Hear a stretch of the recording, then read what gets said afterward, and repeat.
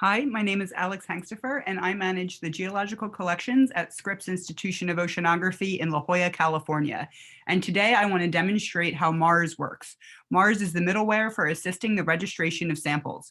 And what MARS does is to help to seamlessly assign IGSNs, the global sample number, from SESAR, which is the System for Earth Sample Registration. And SESAR is the primary US allocating agent of the IGSN. And so to show you how this works, I'm going to go up here to the upper right and click on this mapping tab.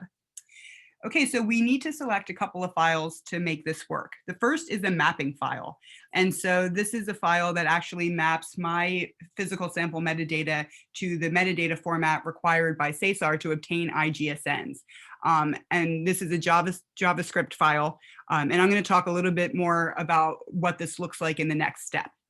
Next, we need to select a source file. So this is our data converted into a CSV file. So I'm going to go ahead and select the CSV file.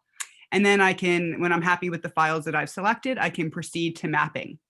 And so now what you're actually seeing is an expanded view of the data that I wanted to upload. And so up here are the headers that I use here locally at Scripps. And the one thing I want to point out is that there are no IGSNs for any of these samples. And we can expand the view to look at all of our samples. So right now what you're looking at is gravity core samples. And so as I scroll down, I'm seeing I have 6 gravity cores. And then I'm seeing down here that I'm having a field of just not provided. So we're gonna, I'll show you how we'll unselect that when we assign our IGSNs. Okay, so to look a little bit closer at that, what that JavaScript file, the mapping file was doing, we can click on this down arrow to expand, and we can actually look at the mapping. So the original field and the original value are how I have my data held here at Scripps. And this was something that'll be unique to each repository. And so what we're seeing is how the original fields and values map to the SESAR required fields and values. And so I can scroll down and take a look and verify that I'm happy with the way that everything maps. And something really important to point out here is that MARS is working on a map maker, and the map maker will help to map data in any format to the required metadata format by SESAR to obtain IGSN. So this will be a really helpful tool for lots of other repositories and individual researchers as well.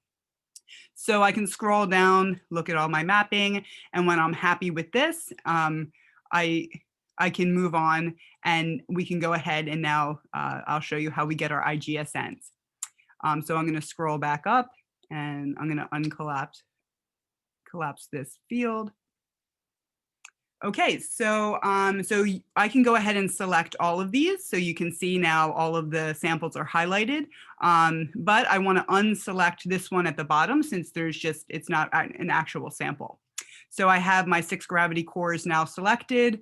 We'll go back and we'll confirm we have no IGSNs. And now I'm ready to get IGSNs. So I go to this upload button right here.